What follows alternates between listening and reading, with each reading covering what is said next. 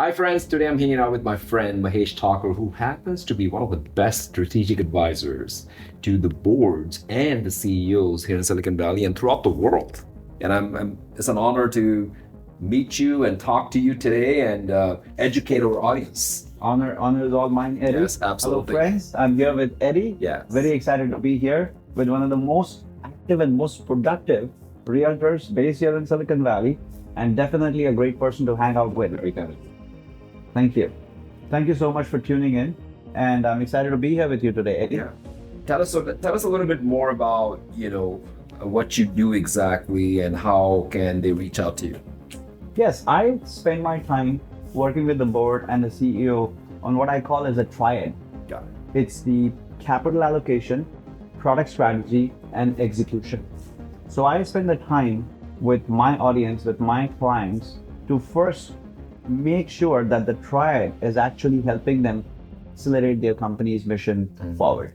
Okay, so tell me a little bit more. So you said 3 steps over here. Allocation. Well, let's talk Capital capital allocation. Let's talk about that first. Yes. So think about yourself as an investor or as a board member.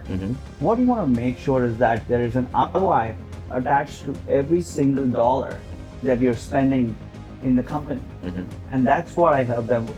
Because in today's day and age, what you will realize is more than 80% of the technology projects fail or they lead to 0 outcomes. Yeah, that's And interesting. sometimes by the time you find out, it's too late. You've already lost your competitive positioning, you've lost your customers to competition, and that's what I help the board with. So the step 1 is making sure the capital is allocated to the top 3 or the top 5 initiatives, and that there is accountability in terms of ROI towards that dollar. Got it. Number 2 was strategy. Right? Yes. The number 2 is product strategy. Okay. And what happens there is that when you think about products, creating a product or writing code for the engineering teams has become very easy because AI has helped technology leaders and product leaders create products at a very rapid pace, which also begs the question, like, can you just go keep creating these products and keep throwing stuff at the customers? Well, the bad news is if you keep releasing features, it doesn't mean your customers are just going to embrace that. So that's why you need to step back and go back to the drawing board to fully understand the voice of the customer and to deliver the products that matter to them. Which means don't just go after writing code and shipping features because they may not even be seen by your customers, but spend the time to create and articulate that strategy that helps you not only win the hearts and minds of your customers, but also helps you gain the competitive market share when you go out and launch either new products or iterate over existing enterprise products. Makes sense. Number 3 was execution, which is one of my favorite words. So tell me a little bit more about execution. How much you love execution, Eddie. And so when it comes to execution, underneath execution is people and the culture of the organization. So no matter how much capital you allocate, how high or how low, how good your product strategy is, but it can all fail if the execution doesn't happen. So like I mentioned, the people and the culture need to support that execution. I spend the time when I'm brought in, I spend the time to make sure that I understand, does the culture of the company help innovating products? Is the culture tuned to understanding customer needs? Are the employees feeling like they can accelerate when they are given new modern tools? And I also spend the time to make sure that if the culture needs changes or if the org needs to be redesigned, I spend the time from it because I give them an outside-in perspective. I will tell them, hey, this is how OpenAI or the maker of ChatGPT is structured. Yep. This is how Anthropic is structured, or this is how Google is redesigning its organization so that it can position itself for the next 3, 5, 10 years. I bring those inputs so that they can then do whatever adjustments they need to go full throttle into execution. Got it. Now that's a lot of good information, and you said you specialize in helping the board and the CEOs here in the Bay Area, especially in the Bay Area, and you said you can pretty much talk to anyone anywhere in the world, right? Now if somebody wanted to get hold of you, how easy it is to get in touch with you?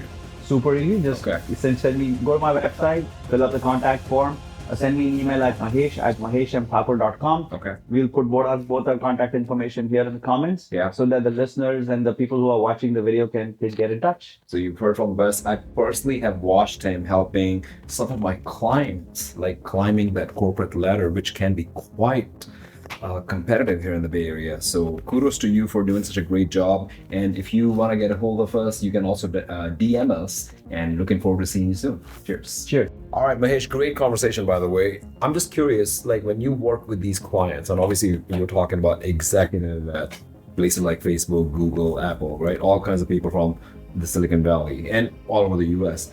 When you're talking to clients, how do you measure the progress? When it comes to progress, right now some of the metrics for companies have changed. Yeah. So most recently, I worked with a healthcare company. Okay. And I actually helped the board think through capital allocation, revisit their product strategy, Okay. and completely change how they thought about execution. Gotcha. And in this phase, what we did, one of the metric we delivered was the revenue per employee. So think about the total amount of revenue a company has. Okay. Divide that by how many employees you have. Oh. And we improved that revenue per employee, RPM, Okay. if you will, Yeah. by 16% Wow. in 12 months' time. It's amazing you're able to quantify this progress when you work with clients. So that's amazing. Thank you. Yes, I think when you look back in today's day and age, there are so many initiatives, there's so many products and projects going on. But in the end, the more clarity you have as a leader, and the more specific you can be on what is it that you're trying to measure, it gets easier, because once you get to the finish line, you can always reflect and say, this worked, Yeah. and now I know how to double down on it. Got it.